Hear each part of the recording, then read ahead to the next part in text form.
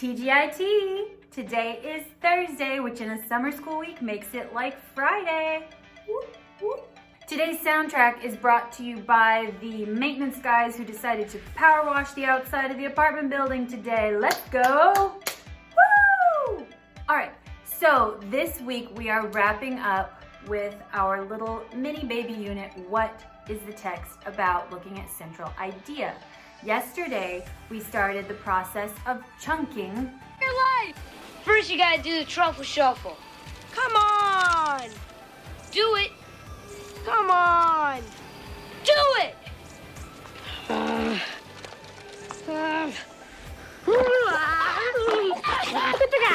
Yes, chunking the text.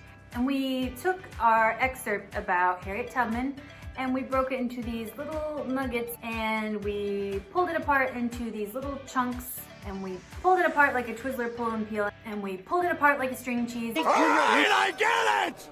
Then we had all these little chunks that we took and we looked at and we examined until we got the true essence and the main idea. Now, that brings up an important point about main idea. Explain yourself. Yesterday we found the main idea of each of our chunks. We're going to work today to figure out the main idea of the overall passage. There are layers with main idea. It can be determined at different levels. You could find the main idea of a paragraph, you could find the main idea of a page, a chapter, an article, an entire book. You get to set the level at which you determine your main idea. How neat is that? That's pretty neat. So yesterday, we found the main idea of the little chunks that we had broken apart. Today we're going to work on creating a main idea statement for the entire passage overall. Now, I hinted at and got to the heart of the main idea yesterday, where I said that the passage told us various things that Harriet Tubman had learned. But that doesn't really dig deep enough. Just saying, Harriet Tubman learned many things. Okay, like what? Learn to read, learn to tie her shoes, learn to churn butter, ride a horse. What did she learn and why does that matter? So what's the thread that connects the chunks that I found in my text? The first was an early understanding that she was enslaved. The second was an understanding of how to use the North Star for guidance. The third was an understanding that she must fear the patrollers who rounded up runaway slaves. Now, this isn't a history class, and I didn't give you any background on Harriet Tubman because I assume at this point in your education you know who Harriet Tubman is. Who is Harriet Tubman? Harriet Tubman was a formerly enslaved individual who found her own freedom and became an abolitionist and an activist and helped free hundreds of enslaved people. So when we think about the Underground Railroad and we think about enslaved individuals finding freedom, how does that help us better understand what connects the things the author describes Harriet having learned at a young age? Let that simmer for a minute. Before we work on putting together our main idea statement, let me tell you how you can check to see if your main idea statement is accurate and functional. However you have broken down your text, whether it's by paragraph or sentence clusters, however you're doing it, you're looking at each of these sections, each of these chunks. And you're going to ask yourself, does this statement that I have created work for every section? Is this the main idea for each chunk? If not, your main idea statement isn't fully accurate. If any section doesn't fit, you haven't really conveyed the whole big picture. So for example, we know that Harriet Tubman escaped slavery and that she spent her entire adult life trying to help others do so. If I had said for a main idea statement, Harriet Tubman learned at an early age to fear white slave owners. Does that have anything to do with the section about the North Star? No, ma'am. It kind of works for the first part, right? And the last part, but that middle section doesn't fit.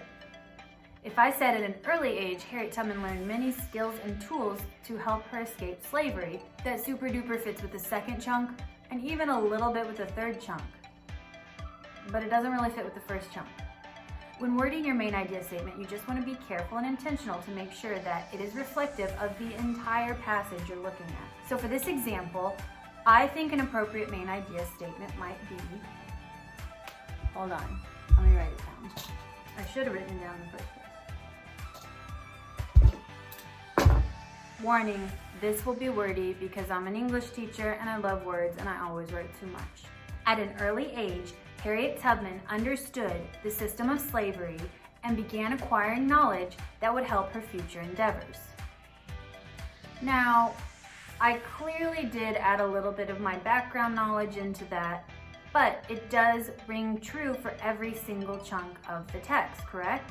Chunk 1 was about the fact that by the time she was 6 years old, she understood that she and all of her family members were slaves. Chunk 2 was about her knowledge of how to use the North Star for guidance. And Chunk 3 was about her recognizing signs of danger and developing a fear for the patrollers who brought in runaway slaves. All of those things are either an understanding of the slave system or knowledge that would help her in the future when she escaped slavery and helped others escape slavery. So when we're putting this all together to make a cute little summary, what we're going to do is lead off with that overall main idea statement that we came up with. After that, we're going to add in the summary statements we made for every single chunk. When we put all that together, we have a nice, tidy little summary of the passage that works perfectly. Take a look. At an early age, Harriet Tubman understood the system of slavery and began acquiring knowledge to help her future endeavors. By the age of 6 years old, Harriet had learned that she and all her family members were slaves. Harriet was taught the importance of using the North Star as a guide. Harriet learned to fear the patrollers who went after runaway slaves. So, maybe not the most beautiful paragraph ever written in the history of mankind, but it is an accurate summary of the text. And we also made sure we covered every single section and that our main idea statement is clear and true. So, like I promised, that's all I'm going to say for today. The only way to get good at a skill like chunking the text is to practice chunking the text. So I'm going to turn it over to your live teacher, and you guys are going to do some more practice with that.